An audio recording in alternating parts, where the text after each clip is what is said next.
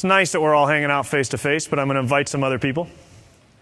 It's going to use the webcam right here. What it allows me to do is video chat simultaneously with up to 10 other people. In my case, I'm also going to broadcast and record this one when it lets me. There we go. Whoops.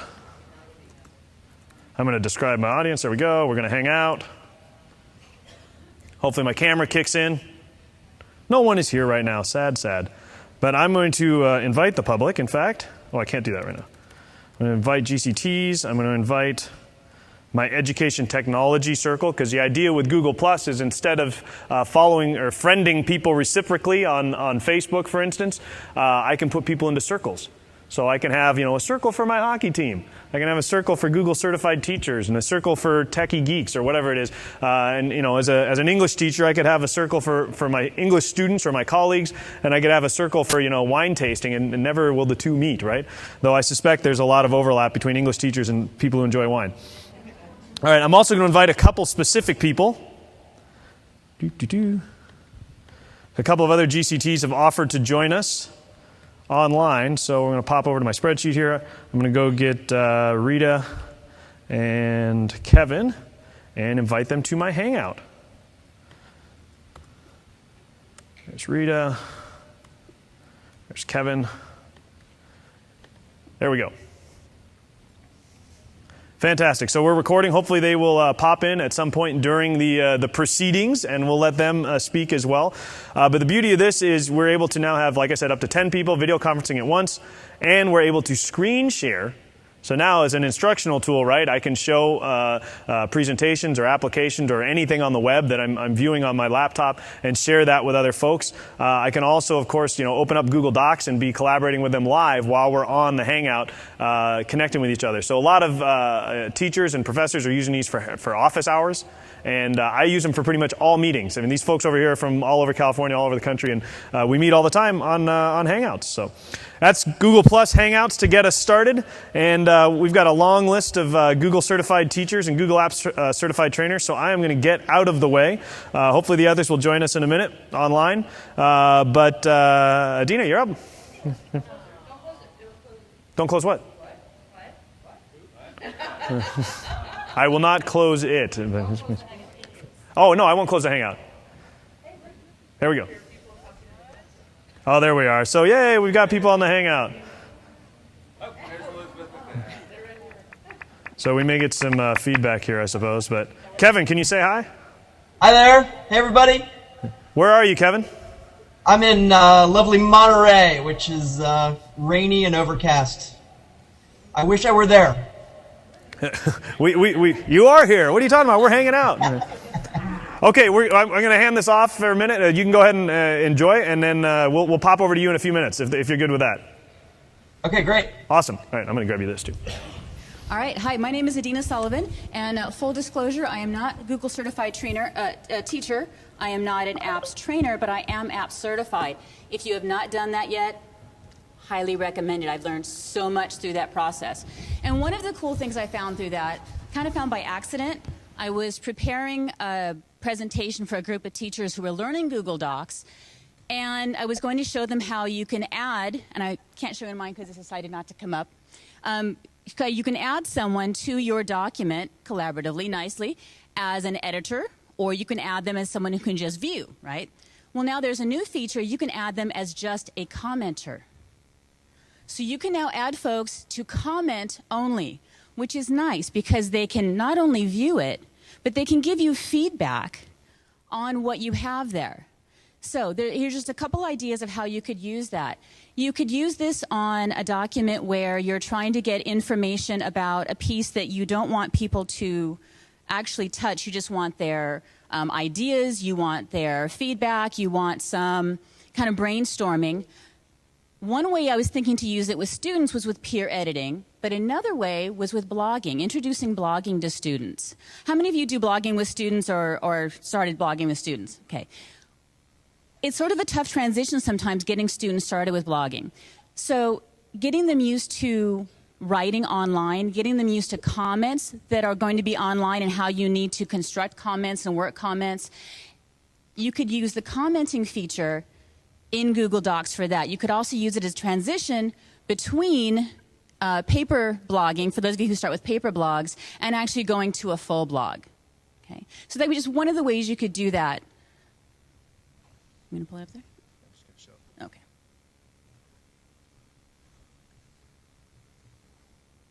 Okay, so Mark's got a document here, and he's going to go into sharing settings. And as he adds someone in, you can now choose not only just edit or can view, but you can choose can comment.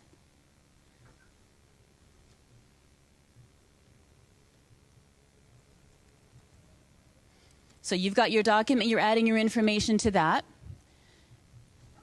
And then once you share it, now someone can add their comments to a piece of it or to the document in general. Those comments are saved, and you've got the person's their login, little picture there and name, and a timestamp so you can keep track of when these things happen. You can also edit your own comments, which is handy because if you're like me, you've hit that button and went, oh, that was a mistake. Let me go back and fix that. You got a sort of threaded discussion here. You've got an excellent threaded discussion. And then you can resolve the comments. Yeah. So instead of making them go away forever, you've resolved them, so at least removing them from being visible in the document at this time. That's Google Comments. There they are. Thank you much. All right, Danny.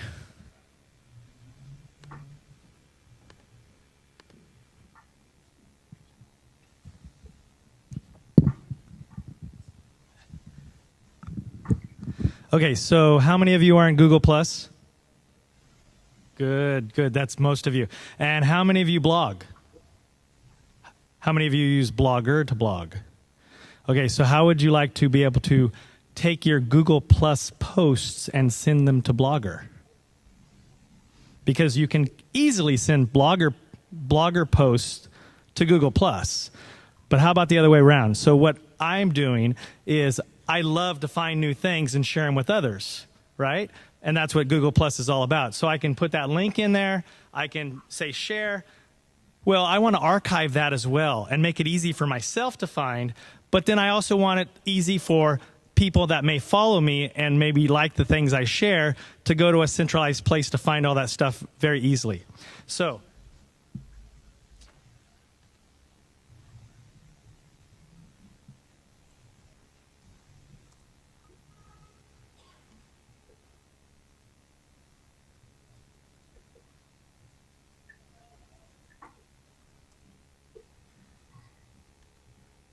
in Google Plus, you have circles, of course.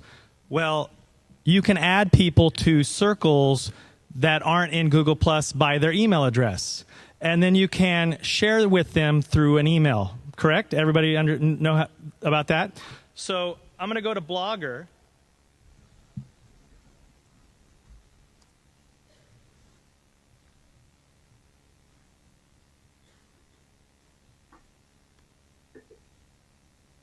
And in the settings, under mobile and email, I can have a posting by email address. So this is an email address I set up. So iteachag.test. I did one special just for today, so because it's going out on the internet, at blogger.com. And I am choosing to save emails as a draft post. It's very important to save them as a draft post and not publish them automatically. And because if you publish immediately, you're going to share your secret email address with everybody in the world on your blog. So we go back to Plus, and I go to Circles, and I say add a new person. And I put that email address in there, and I created a circle with just that email address. So when I go to a site,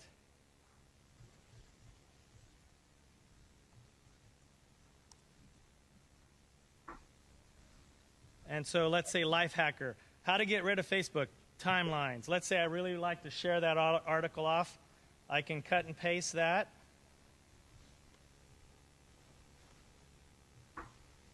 So everybody knows how to share a link, right? You put it in there, And it gives you that nice formatting, right? And then I can add a comment. Check this out.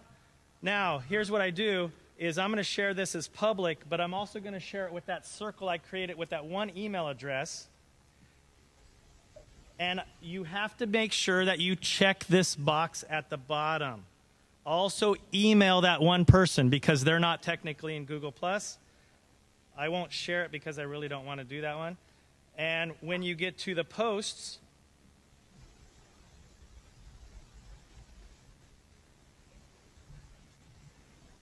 this is when I shared it with myself. But you can see here at the bottom that it gives that email address, which we don't want. So I just, in the edit, I delete this bottom piece, if it will let me do that. And when I say publish, it gives me this very clean setup on my blog. And I'm sharing, that way I'm sharing it out with everybody. And so that is how to get Google Plus to Blogger. And you have these nice, clean posts that are archived for everybody.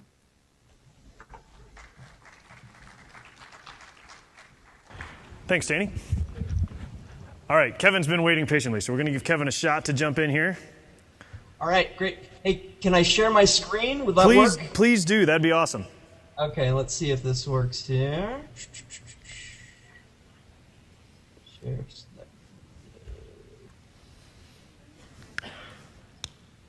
All right, let's see if this works. You got my screen? We see All right.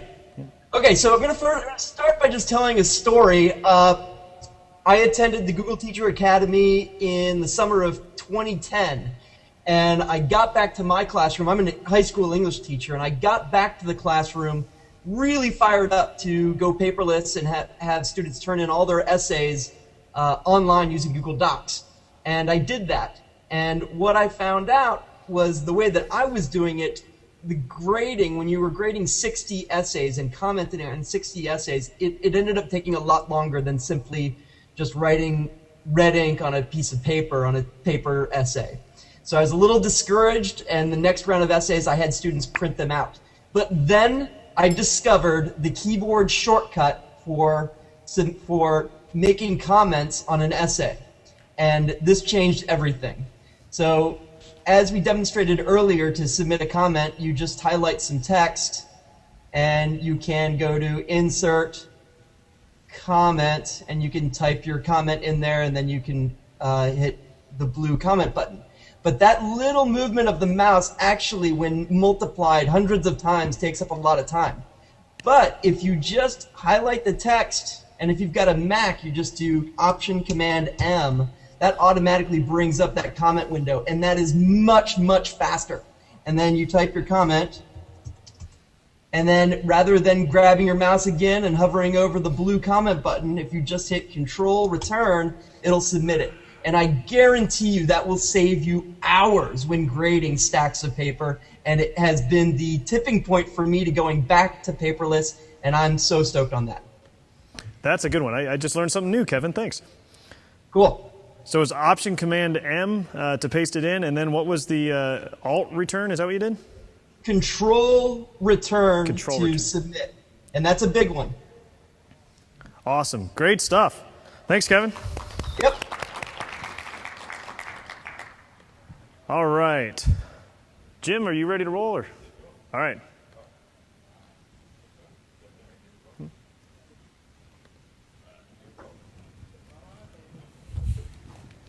Good afternoon, everybody. So I'm going to show you the Google Art Project. How many people have heard of it? Oh, good.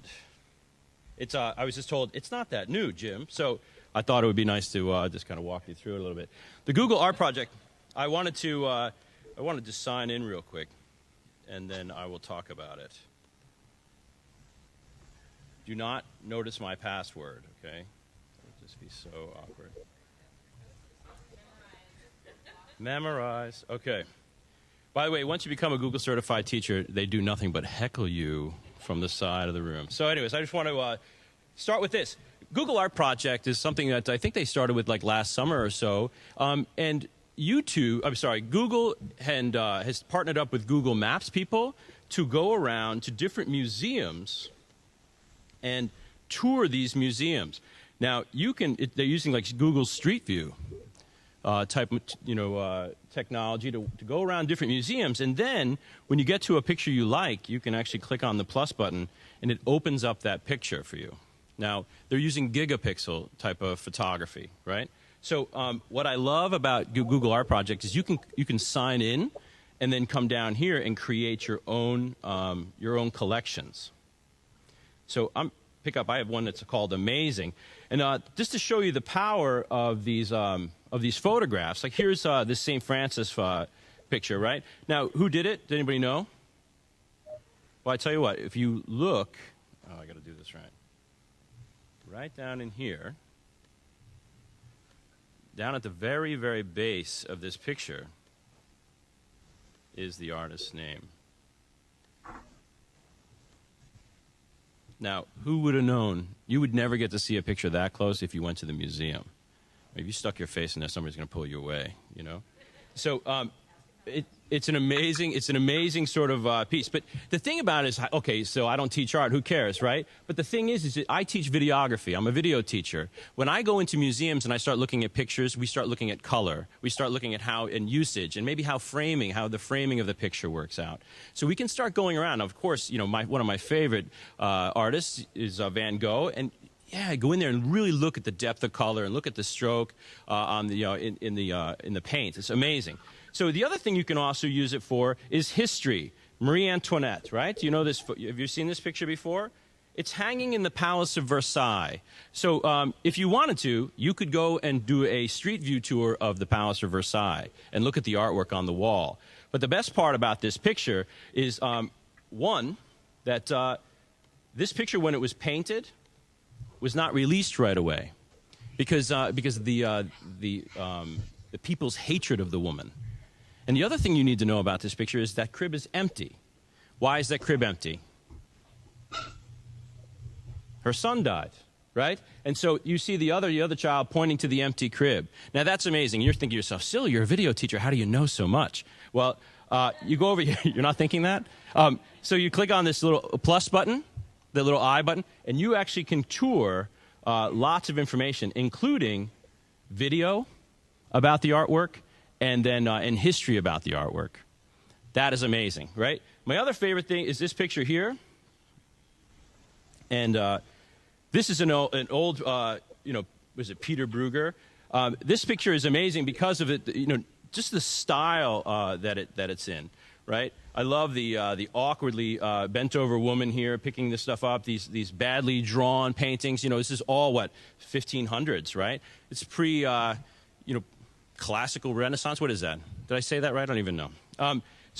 But what I love about this picture, and I just discovered this, is back here in the corner. Back here in the corner, these people are playing a game. What game are they playing? Does anybody know? It's a blood sport. That's a goose. That's a goose hung up from a tree, and the whole family has gotten together to throw sticks at it.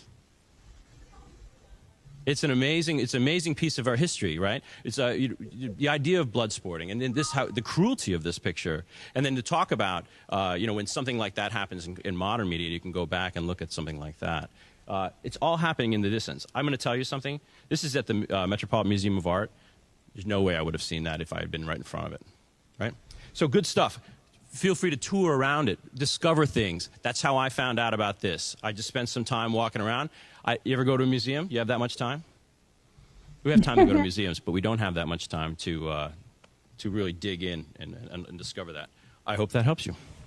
Awesome. Thanks, Jen.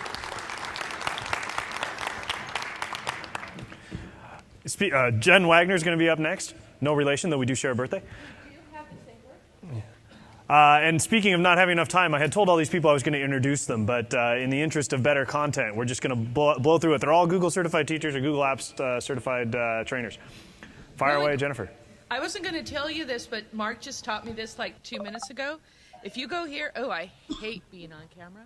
If you go there to File, and then you choose Incognito Window, for some reason it gives you a... Many functions. One is it doesn't save your history or anything like that. But one of the useful functions is you're not logged into anywhere when you open it. So if you're already logged into your Google account and you open an incognito window, you're not logged in anymore. So you can go log into another Google account. So we've been using these for the presentation because my account is still logged in on the main window with the Hangout running, and they're just opening up incognito windows and logging into their other accounts and demoing what they've got to share with you. So fire away, Jen. How many of you use Google Forms? Okay, if you're not using Google Forms, you need to use Google Forms. But I'm going to show you very quickly how you can take Google Forms more from just collecting information to turning it into a map. And then if I have just a little time more, I'm going to show you really quick how you can take it into a Wordle. I host projects for teachers online, and I like being able to take their data and then share it as a map so that people can see it. And I was doing it with a program called Map-A-List, and if you haven't used Map-A-List online, it's just mapalist.org. But then Google brought this thing called Fusion that tied it all together. So right down here, you'll see that this is my Skype names, and it's the Excel document that was created from the Google Forms. But up here, you'll see that there's Skype names again, but it has a different icon on it. And that is... I might have reversed those two. One of them is, I reversed them. Go back, go back, go back.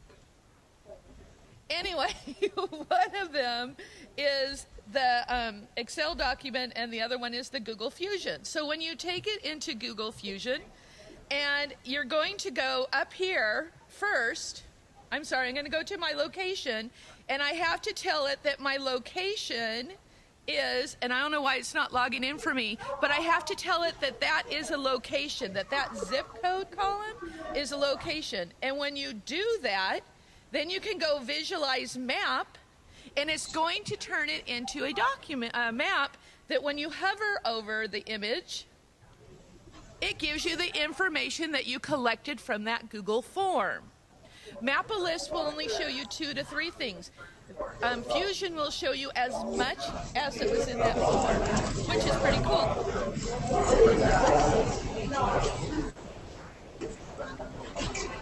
Are they talking in the background? It's Wendy.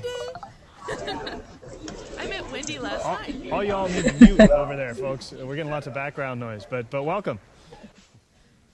Back to here, back to here. Anyway, and the other thing you need to know when you're collecting your data in your Google form, you need to make sure that your location area, which is a zip code, that you format your data as plain text. Because if you forget to change it right here to plain text, anybody that you're collecting information from that lives on the East Coast with a 0 in their zip code, the 0 will drop off. Make sense? Cool. Okay, really quick, the other thing is, if you use Wordle, which I absolutely adore Wordle, if you use Wordle and you collect it in a form, like let's say you're doing a book study with your students, and you ask them to give 3 words to explain the book that they just read, and it comes in a Google form, you can highlight it, copy it, take it to Wordle, paste, and boom, you have a reflection of what your students just thought about the book they just read. That's me. I'm done. Thanks, Jen. Have you seen Fusion? Oh, yes. That's good. Good stuff. Okay, we're at the halfway point, so presenters, we got to keep it snappy. Speaking of keeping it snappy, Rushton Hurley, you want to do your thing? Do your thing.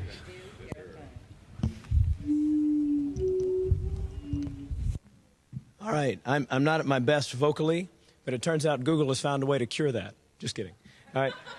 So, if you've ever know this, I'm in Chrome, so I'm in the Chrome browser. If you're in something other than Chrome, so let's say you log into some site that you really want to work with, right? So that site is up. You can see the tab. It's on its way. There it is. And as you're getting ready to work with it, something goes wrong, right? So the cat throws up, or you figure out that you left the guacamole out. Something goes wrong. right? Then when you come back, you don't realize that this is the important tab, and you close it. And at that point, you're like, no. Control-Shift-T. Does it work the same way on a Mac? Command? All right. So on a Mac, Command-Shift-T. What if it's not that on a Mac? So don't do this in an incognito window, right? But Control-T opens a tab, and Control-Shift-T will bring back the last tab that you were on, which is a really nice thing for sure. Because I don't know how many times I've been like, no. So anyway, there you go. Hope that's a good tidbit for Rushton. you. I'm out. No.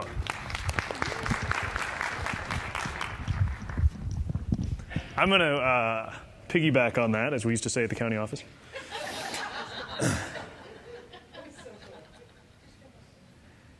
Here we go. If I bring up a window and I've created a tab now, right, and I go to CNN or whatever it was that Rushton showed, right? Oh, that's fast. Anyway. All right, let's say I close my Google Plus tab on accident, right?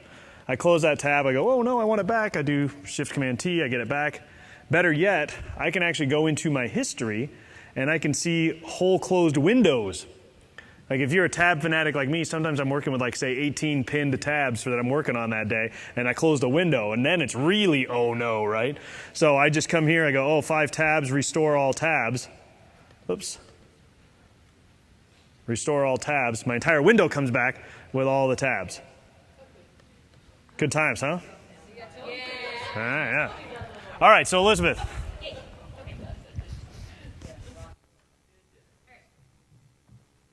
Hi, sorry, I got to do a quick switch over.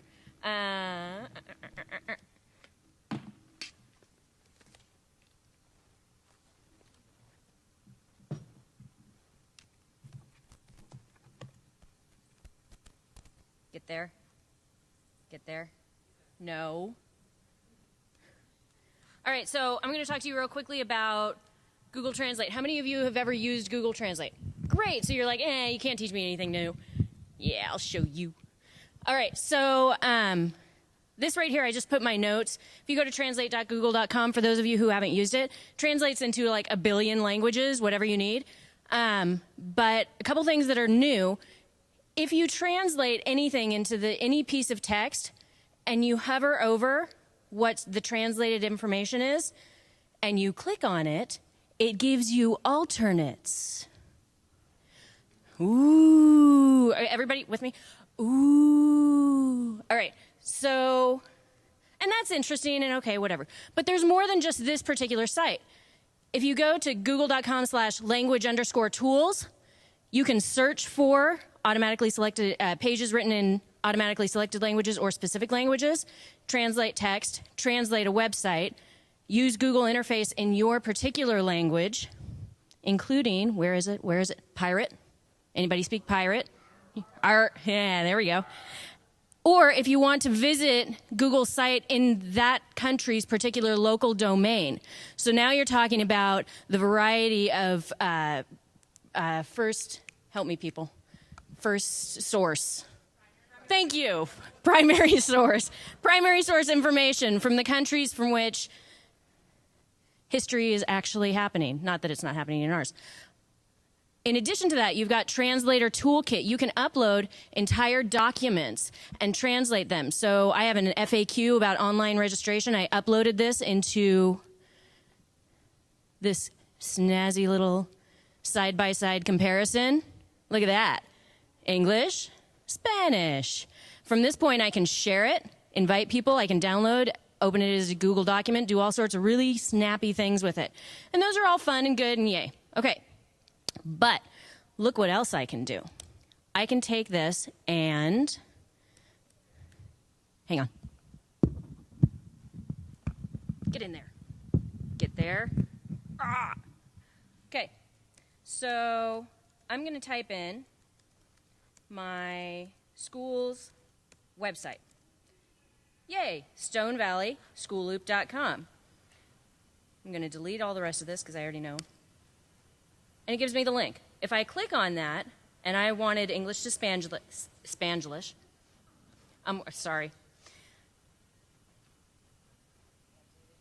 translating.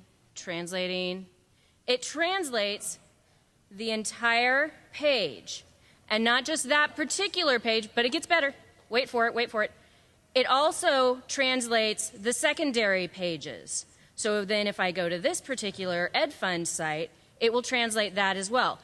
But yet there's more. I take the URL at the very top and I copy that, and then I can go into my website and say, translate to Spanish. Put that as a link, and every time a teacher or a parent or anybody goes on to that website, they can click on translate to Spanish, and it will translate everything for them right then. Use whatever language that you want to use in their arsenal of languages.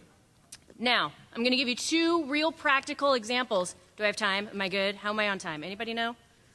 Anyone? Am I okay? All right.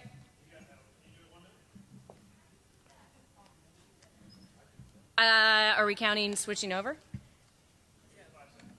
5 seconds. Awesome. Okay.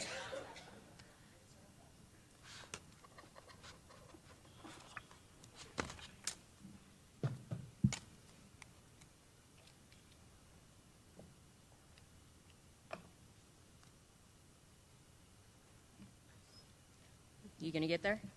Ha! All right.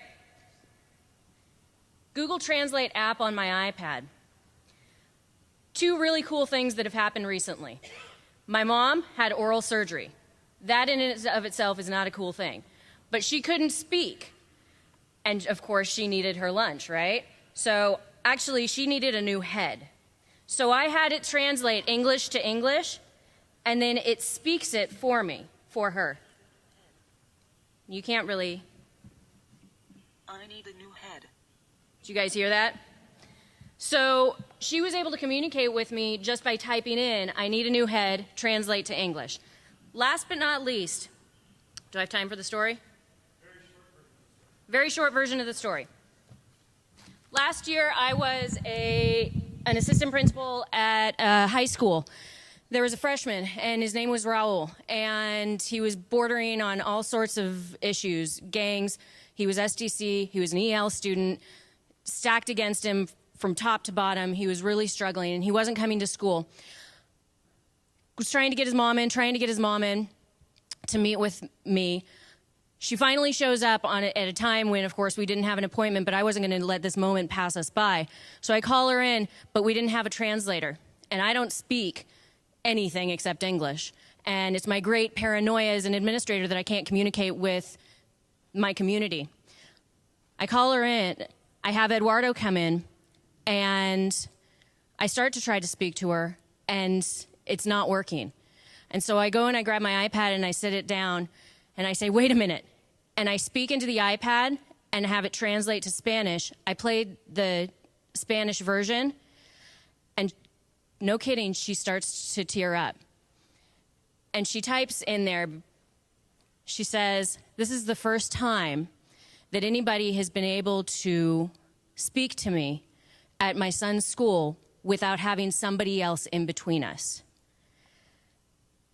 At that point, I had to keep it together, but the Raul, at the end of all of this, comes back to me and he says, hey, that what you showed me, that translation stuff, can I use that, like, to when I'm in school and to teach my mom how to speak English? Absolutely. And he goes, so if I'm going to be a translator someday, do you think maybe I'd have to go to school? Yeah, probably. You probably need a high school diploma. He goes, all right, I think maybe I'll start coming a little more. And he did. So that's it. Sorry I took long. All right, I think Ken Shelton is all set. Just leave your computer there. Leave it there. Leave it? Yeah. Oh, go. All right. I know I was going to switch the window. That's right. How's everybody doing? How's everybody doing? Excellent. You enjoying your coup experience? Right on. All right. So what I'm going to share with you guys is hopefully a solution to a problem that seems to be consistent across all curriculums. How many of you assign work to a student and you tell them they have to cite their sources? And what reaction do you usually get from the student? Oh. I'm going to share with you guys something that I have my students do all the time. And first, I'm going to tell you a quick story. I had the fortune and privilege to speak at the statewide conference in North Carolina last week. And my students know me really well and know how much I have an obsession with food. So everywhere they know I'm going, they're like, oh, Mr. Sheldon, what kind of food are you going to get? What are you going to get? So I'm saying, I'm going to North Carolina. They're like, oh, you're going to get barbecue. Yeah, I'm going to get barbecue. They're like, you're going to get big steak and some ribs and stuff. No. What I did was I took that opportunity. I said, I want you guys, it was a small group of students. I said, I want you to do some research on the food anthropology of North Carolina, because that's another area topic that I'm very passionate about. I said, cite your sources, but here's the catch. I have my students cite their sources, and I'm big on information literacy. That's why I always say, just because you can access information instantaneously doesn't mean that it's useful. So they have to incorporate layers of critical thinking to be able to assess the value of the information, its logic, and its usefulness. They cite their sources, but then their sources are ranked based on the importance of the project. Those rankings of their sources are now their script for a Google search story. So I'm going to play the one that they did, that one of them did for North Carolina barbecue. Does this have audio at all, or am I going to have to hold the speaker down, the mic?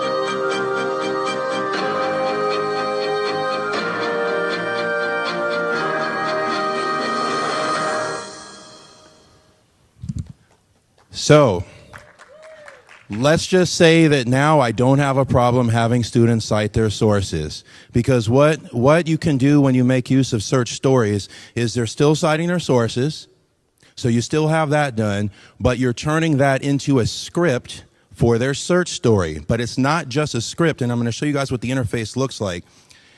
You see, you only have 7 inputs.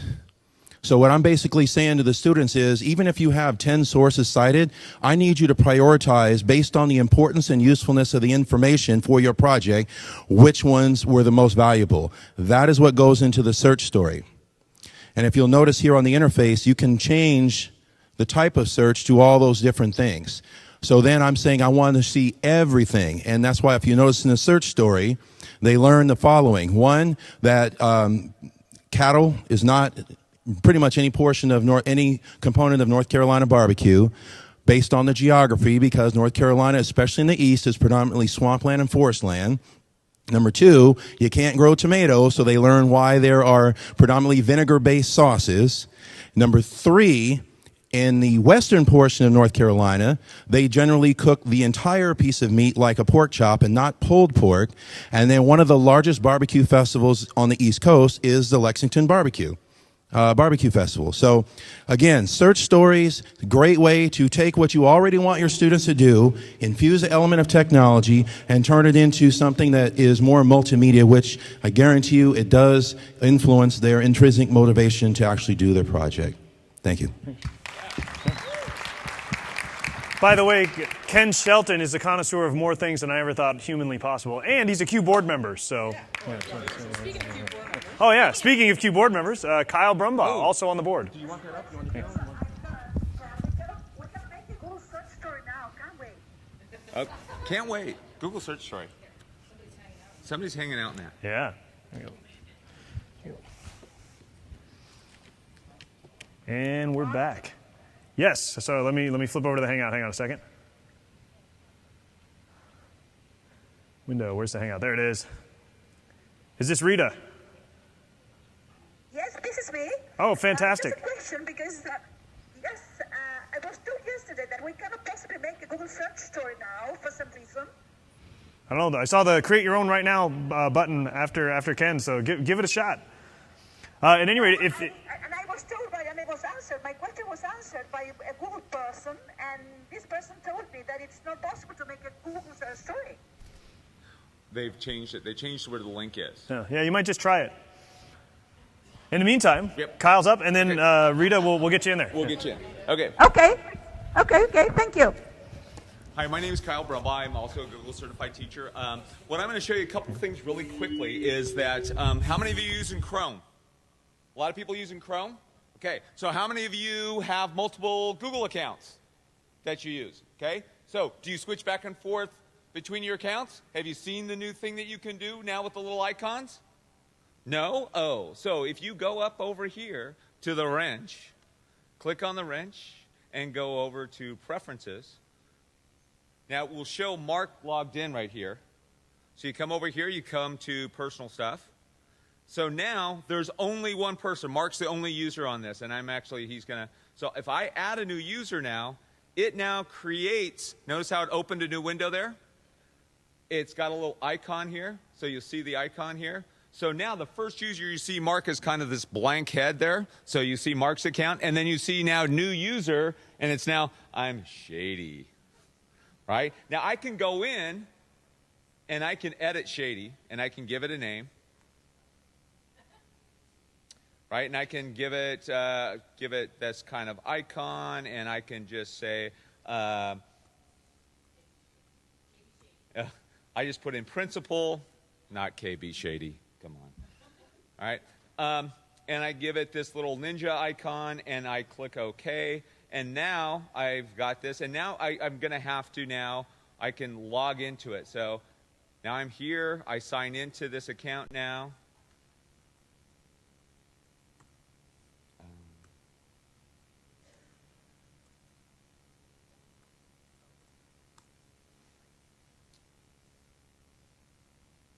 I'm now logged into this account. You'll see now in the upper right-hand corner that you can see that account is logged in. I can now click on this icon, and I can now switch back and forth between the users, right, automatically. So now I can have as many Google accounts as I want to have open at one time.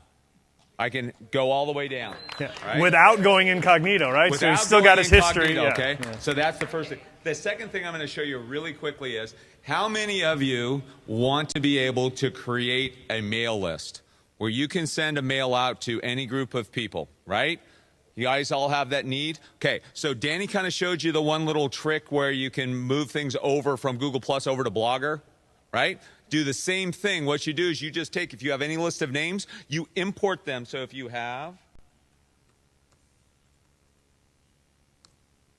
get into Gmail here,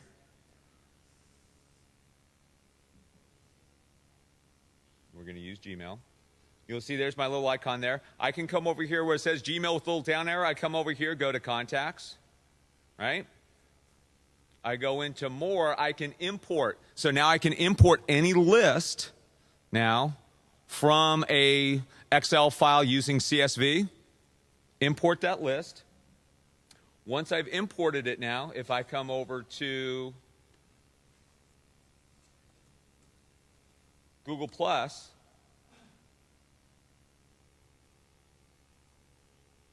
I can share anything I want.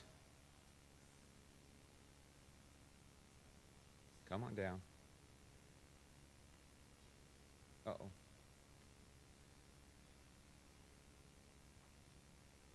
Come up over here. I can share what's new right here. I can share a picture, a video, a link, anything. I can just start typing here. And then I can add my circles here. So I would have one of my circles here, so I have one that's community here, and I would just share it with my community circle, and it will send them an email with that picture, that video, or anything else, and that's a real quick way for me to have a mailing list, okay? And post to Google+. All right, thanks, Kyle. All right. Kyle, also a board member. I don't know that you're up for re-election, but if Kyle and Ken are, vote for them. That's... No, well, yeah, not So you need to sign me out. So Diane Main is up next. And my laptop is like 4 years old, so I have to use my own dongle. While Diane's setting up, I'll tell you my geek triumph of late. That MacBook we're presenting from is a 3-year-old MacBook. But I recently spent $80 on a new solid-state drive that I put in there. And it, by the way, came with the chassis for my old drive as a USB drive. $80, and that thing boots up with Lion in 6 seconds. Yeah. And my 4-year-old put it in. Okay. So, how's that looking? Okay, so I don't know if you've noticed that recently when you go to insert images into slides or into Google Docs, documents, there's more than one, or there's more than just a couple of ways to do it now. Oh, that's not funny. I walked up here and I lost my Wi-Fi. Now would be a bad time for this.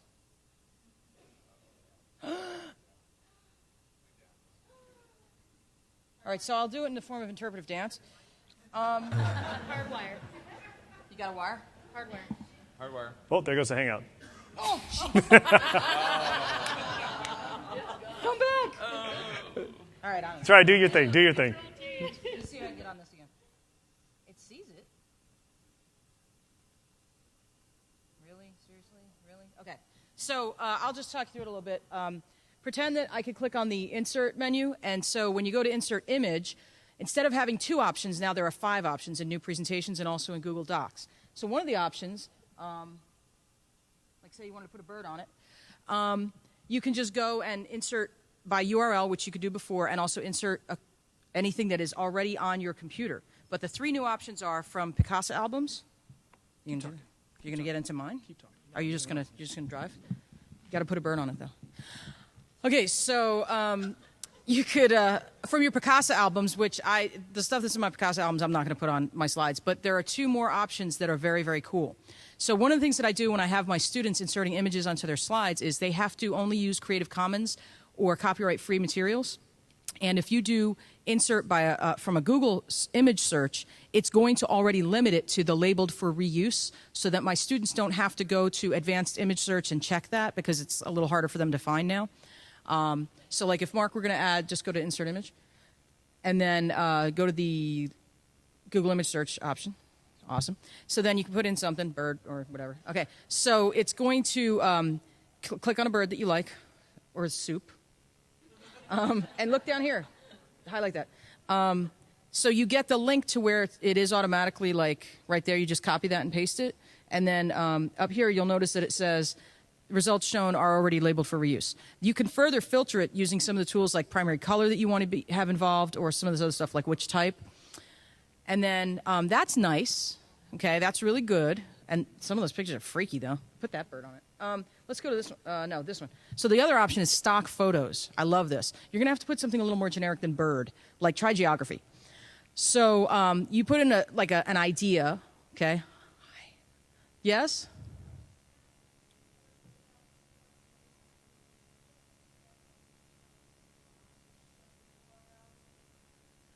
At the bottom, it gave a link to, when you click on the picture you're about to insert, it gives you that link down there. You're going to find that they're from like Wikipedia, Flickr, Creative Commons, Photopedia, and a few of the other more popular. And the things that show up in the top, it's basically doing a Google image search advanced so that it's only labeled for reuse pictures that are coming up.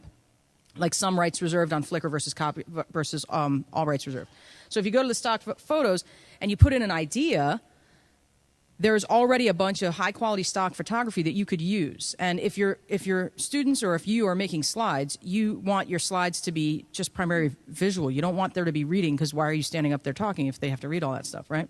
So the pictures are very good quality, and there's a lot of really nice stuff in there. But a lot of it is going to be sort of more general ideas than specific. You're not going to find like, I don't know. I can't think of anything specific right now. So you're not going to find very specific items. You're going to find more generic ideas, which is kind of what you'll see a lot of the times in stock photography that's used in slides.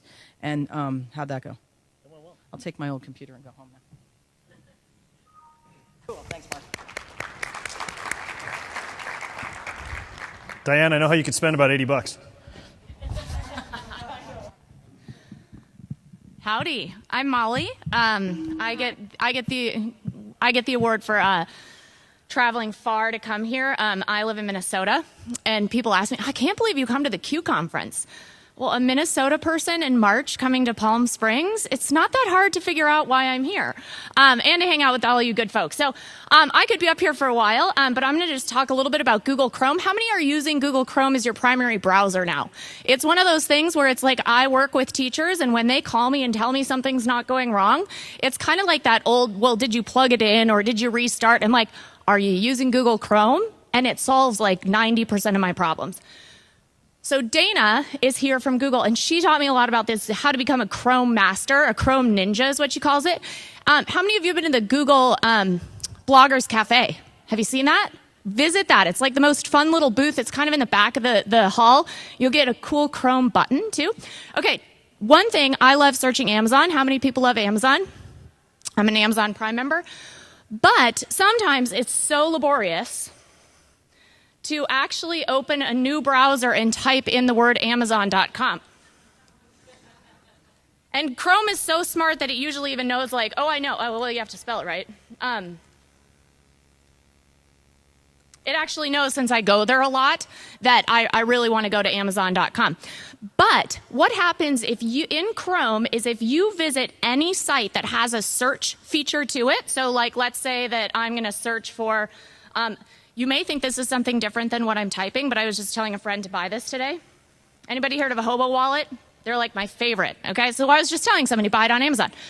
So whenever I use, if any site that I visit has a search box, then Google Chrome recognizes it as a custom search. But if you go into your options or your tools, I don't know why it's named differently on different computers, but if I go into the tools feature here, oh, preferences, let's go there. If I go into the preferences, right here, the search, I can manage my search engines. And as I visit those sites like Amazon.com that have a search box, it records it right here in this area. But like I said, typing in Amazon.com is so laborious that actually I can change it so that I can customize my search.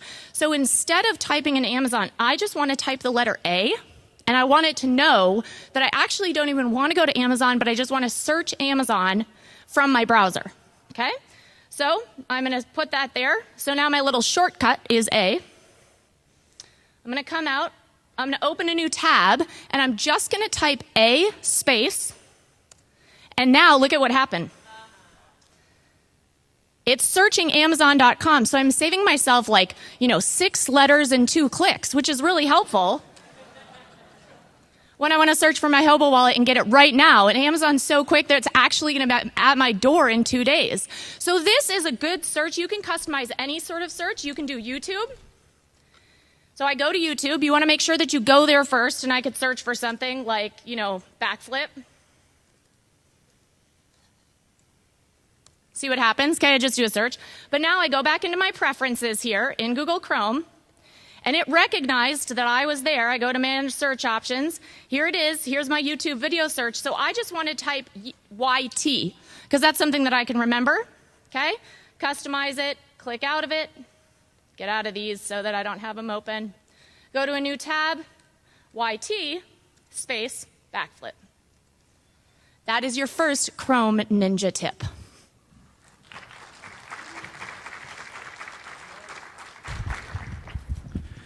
All right, we have come to the end of our time. So I'm going to show you one last thing and wrap up.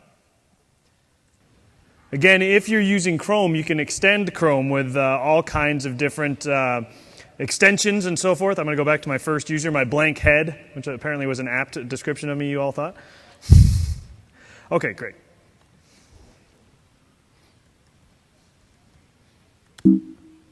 Oh, maybe I'm not going to be able to show this. Let me see if I can. Nope, I'm not going to try to clean it up. I'm going to take you back to our workshop. That URL again was www.edtechteam.com/Q12. We'll get you back to a list of a lot of our workshops here this week. If you click on this one on Friday here, Google Certified Teacher Share, you'll see our opening slides. You'll see all of our information. I'm going to put links into what everybody shared with you today. I just wasn't fast enough with the wonky Wi-Fi. You can find our evaluation there. You can find links to the Google Teacher Academy and Google Teacher Academy resources. And, of course, you can find a link to the summit in July 12th and 13th in Santa Clara, 15 minutes from the Googleplex. I hope you guys will join us there. So thanks for coming this afternoon.